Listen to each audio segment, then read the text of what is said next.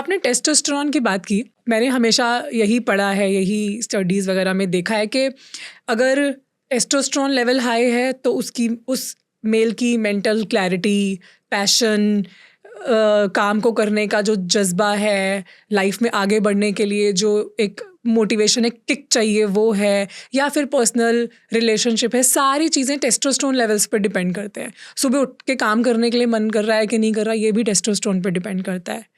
तो क्या ये सच है, टेस्टोस्टेरोन इतना इम्पोर्टेंट मेल हार्मोन है?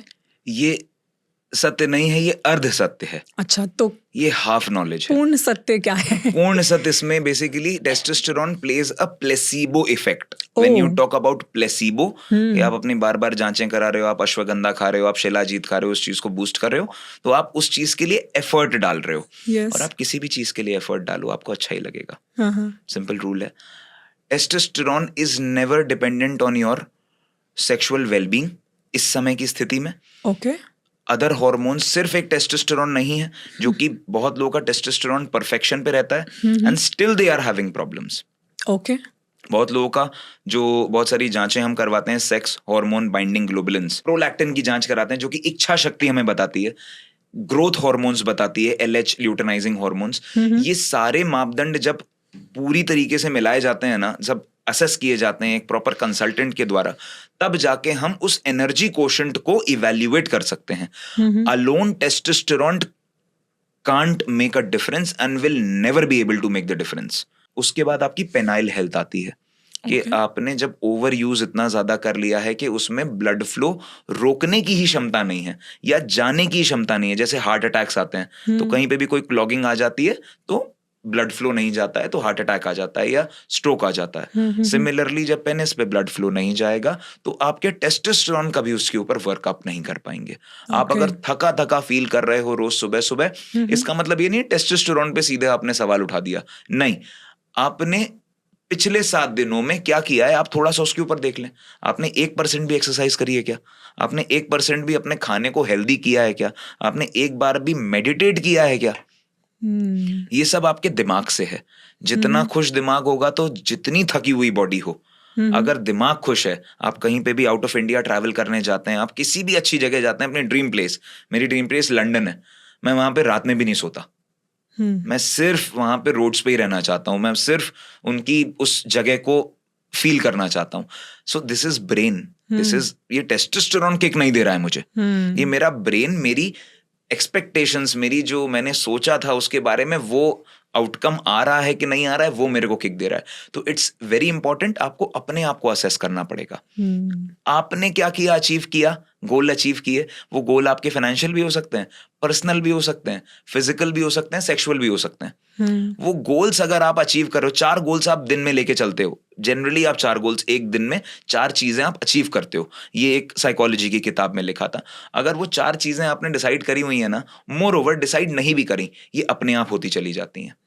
आपने एक पॉडकास्ट कर लिया, आपने पेशेंट देख लिए, आपने अच्छा खाना खा लिया, आपने मेरे बच्चे के साथ खेल लिए। अगर ये 4 गोल्स मैंने कर लिए ना, मैं रात को अगर अज्यूम करूंगा ना, okay that was a successful day, next morning is going to be very very very good. इस पर डिपेंड नहीं करता कि मैं अगर फैटी लिवर भी लेके बैठा हूं ना, तब भी मेरी बॉडी के ऊपर कोई भी सवाल नहीं उठा सकता। इसीलिए होता है स्ट्रॉन्ग विल्ड। लोग कोमा से भी वापस आ सकते हैं अगर विल वापस आ जाए। विल आपकी बहुत जरूरी है। और विल कहां से आएगी? सेटिस्फैक्शन कोशेंट से आएगी। आपके गोल्स अचीव किए कि नहीं किए, अच्छा काम किया कि नहीं किया। मैं वो नहीं कह रहा हूं पैसा कमाया कि नहीं कमाया, क्योंकि उसमें बहुत छल किया होगा आपने। आपको कहीं ना कहीं अपना गिल्ट होगा कि मैंने ये गलत कर दिया या मैंने ये गलत नहीं किया। लेकिन यही चीज अगर आप पर्सनल वेलबींग में अगर लेकर चलें, गोल ओरिएंटेशन के साथ लेकर चलें, मेंटल वेलबींग को लेकर चलें और स्ट्रॉन्ग विल्ड रहें, तो आपके टेस्टोस्टेरोन कभी भी आपके ऊपर हावी नहीं हो पाते। बड़ी से बड़ी बीमारी भी आप चली जाती है, आपको पता नहीं लगती है।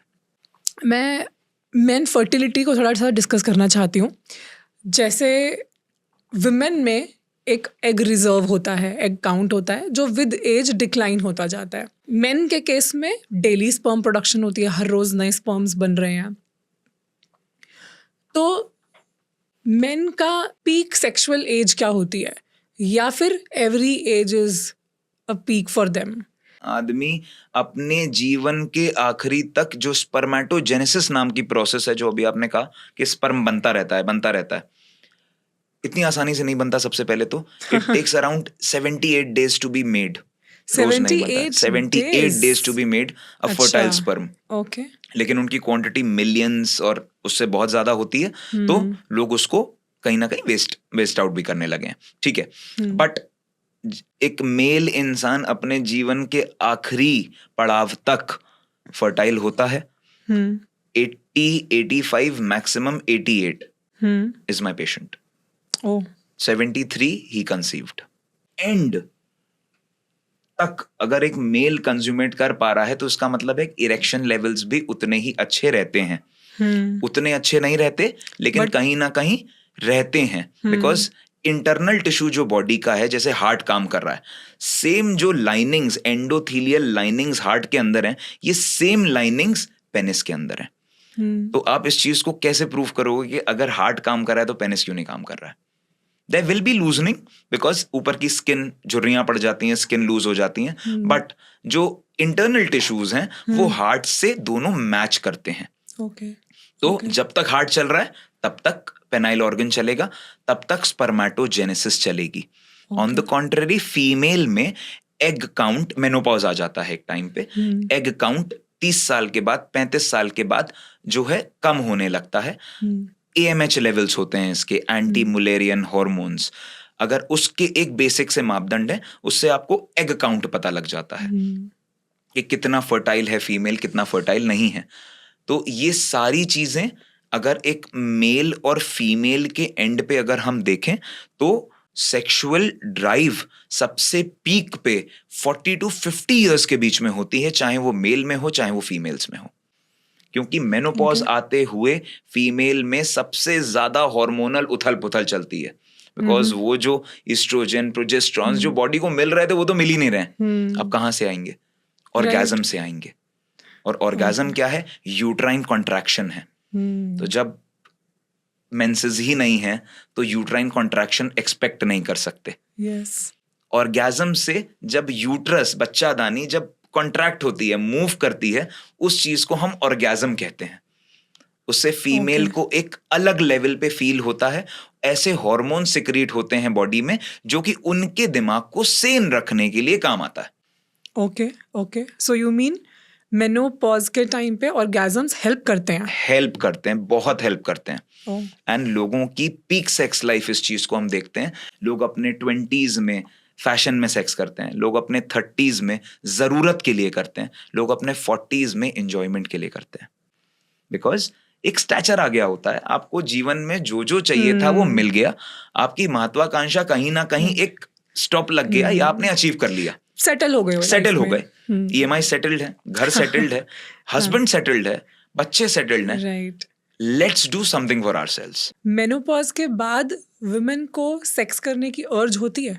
यस, डिजायर होता है, बहुत होता है। पहले से ज्यादा फील करते हैं जो हमारे पेशेंट्स हमको। दिस इज ऑल मेरे OPD में जो लोग आके बताते हैं, मतलब अपनी डीपेस्ट ऑफ द डीपेस्ट अपनी बेडरूम का डिस्कशन मेरे से कर रहे हैं वो। तो जो वो किसी से नहीं कर पाए आज तक, अपनी वाइफ से भी नहीं कर पाए कि मैं क्या फील करता हूँ या मैं तुम्हें देख के क्या फील करता हूँ, वो मुझे बताते हैं। अच्छा। कि मेरी आइडियोलॉजी क्या है कि सर मुझे को फीलिंग्स ही नहीं आती उसको देख के, या फिर वो सोचते हैं कि सर मेरे को बाहर किसी को भी देख लूं तो मेरे को फीलिंग आती है, घर में ये फीलिंग नहीं आती। एक पेशेंट ने आपसे आके डिस्कस करा, दैट मीन्स बहुतों का सवाल है ये, शादी के काफ़ी सालों के बाद ऑब्वियसली हस्बैंड को अपनी वाइफ को देखकर वो फीलिंग नहीं आ सकती जो कि शायद किसी और को देखकर आ सकती है, एंड वाइस वर्सा। तो क्या सोल्यूशन है इसका? इसका सोल्यूशन हमारी किताबों में लिखा हुआ है। क्या? कामासूत्र एक नाम की किताब है। आप उसको अगर इरोटिक एस्पेक्ट उसका अगर हटा दें, सिर्फ फोटोज देखने पे ध्यान ना दें, उसको टेक्स्ट बुक की तरह पढ़ें, टेक्स्ट बुक की तरह पढ़ें, उसमें ये चीज बहुत क्लियरली उल्लेख किया गया है कि कैसे पहले के लोग उस चीज, उस जील को मरने नहीं देते थे, उस एनर्जी लेवल को मरने नहीं देते थे। और इन सब चीजों में क्या काम आता था? छोटे छोटे एफर्ट्स, जिसको हम लोग 3 पार्ट में वो करेंगे। इसमें हमने अपनी किताब में भी लिखा है इस चीज को। Role play, foreplay, rounds. Okay. तो रोल प्ले और फोर प्ले, इन दोनों चीजों का बहुत बड़ा रोल है अपनी जील को वापस रखने में। आप अगर शुरुआत में डेट भी करते थे या फिर आपकी अरेंज मैरिजेस भी हुई हैं, आपका जो एक इनोसेंस था वो तो रह नहीं गया। एग्जैक्टली। आपकी जो एक चाहत थी कि मैं ये ट्राई कर लूं, वो ट्राई कर लूं, क्योंकि स्टैंडर्ड्स बन चुके हैं कि ये पसंद है और ये नहीं पसंद है, and this will remain the same. Yes. जब वो आप अमिताभ बच्चन स्टाइल हो जाते हो ना, कभी खुशी कभी गम, बस कह दिया ना तो बस कह दिया, तो आप अपने एक बैरियर आप अपने आगे लगा ले रहे हो कि सामने वाला अपनी फीलिंग्स नहीं कह पाएगा। वो बैरियर को हटाना पड़ेगा आपको। तो इम्पोर्टेंट पार्ट यही रहता है कि हम लोग जब भी इन सब चीज़ों को इवैल्यूएट करते हैं, जब भी देखते हैं पेशेंट कहता है कि मुझे सर घर में वो जील आज 5 साल हो गए, मैंने अपने पार्टनर से उस तरीके से बात भी नहीं करी है, मैंने उसको उस तरीके से देखा नहीं है, and I am right now 55 years old या I am right now 40 years old. तो ये लोग 35 साल की एज पे भी फील कर रहे हैं, 55 साल की एज पे भी फील कर रहे हैं। बट सबसे अच्छी बात क्या है, फील कर रहे हैं और एड्रेस कर रहे हैं, वो चाहते हैं। सारी प्रॉब्लम यही है कि चाहते हैं लेकिन उस तरफ जा नहीं पा रहे हैं। Obviously you want to keep your wife as a princess, as do anything and everything. आदमी बाहर सिर्फ अपने लिए नहीं भाग रहा है, अपने पार्टनर के लिए भी भाग रहा है कि वो स्टैचर, वो स्टैंडर्ड, वो जो चाहती है वो हो जाए तो मजा आ जाएगा जिंदगी में। तो ये छोटी छोटी चीजें आप चाहते हो, जब डिस्कस नहीं कर पाते हो, और मोर ओवर हम वापस से उस किताब पे आते हैं कि इन छोटी छोटी चीजें हम क्या करें, तो Saint plays the role in it.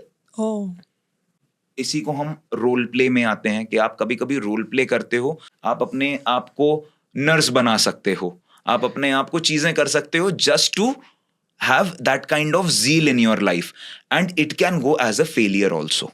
बहुत बार ऐसा होगा कि वो हिम्मत कैसे पड़े कि मैं इतना तो इससे बात ही नहीं करती हूँ जितना मैं नर्स बन के आ जाऊं। ये स्टैंडर्ड है लोगों के कि सर कैसे हो सकता है ये पॉसिबल, मेरा इतना स्टैंडर्ड नहीं है उसके साथ में, मैं इतना कंफर्टेबल नहीं हूं उसके साथ में, that kind of a thing. तो Saint plays a role where you can just have yourself, आपके टिप ऑफ द हेड से लेकर, आपके गर्दन से लेकर, आपके कमर से लेकर और आपके नीचे के एरिया तक सब डिसाइडेड है वहां पे कि आपको किस फ्रेग्रेंस के लेवल पे जाना है। कि even if you hug your partner when he comes back from the office, ये चीज मेल के ऊपर भी डिपेंड करती है, फीमेल के ऊपर भी डिपेंड करती है। When you come back, when you hug it even ना, तो वो एक स्मेल जो यहां से शुरू होगी या यहां से शुरू होगी, बिकॉज जनरली टॉल होते हैं एंड यहां से इसीलिए बोला गया है टिप ऑफ द फीमेल के उसके, कि अगर वहां से भी शुरू होता है ना, if you are properly taken bath पूरे दिन के बाद, if you are fresh, if you are wearing new clothes और समथिंग जो कि रात में अच्छा लग रहा हो, वो चीज अपने आप में एक फ्रेशनेस कोशेंट देती है, जो कि हम रेगुलर एंड पे आज की डेट में अपने आप को चिल फील कराने के लिए छोड़ दिया है। हमने तैयार होना छोड़ दिया है। जो हम पहले बहुत तैयार होते थे, हमने तैयार होना छोड़ दिया है। हमने सेंट्स, उस चीज को एक्सप्लोर करना छोड़ दिया है, और या फिर नई नई चीजें एक्सप्लोर करना छोड़ दिया है। हमें छोटी छोटी चीजें एक्सप्लोर करनी चाहिए। इंपल्सिव बाइंग भी हमारी साथ में चलेगी, काम करेगी कि चलो यार ये मंगा लेते हैं, ये वाइब्रेटर काम कर रहा है, let's try this off. Now all these छोटा छोटा parts will play a good zeal वाला क्वोशंट इन योर लाइफ।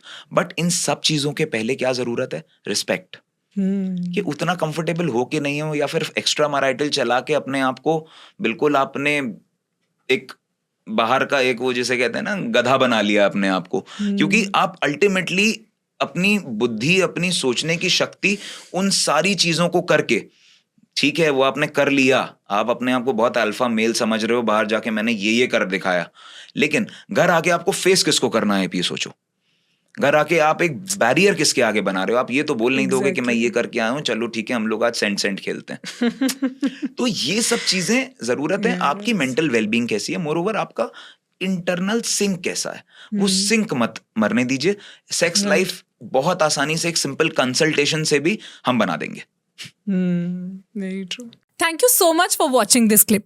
ये क्लिप एक पूरी कॉन्वर्सेशन का बस एक छोटा सा हिस्सा था। आई एम श्योर कि पूरा पॉडकास्ट सुनकर आपको और भी बहुत सी नई इन्फॉर्मेशन मिलेगी।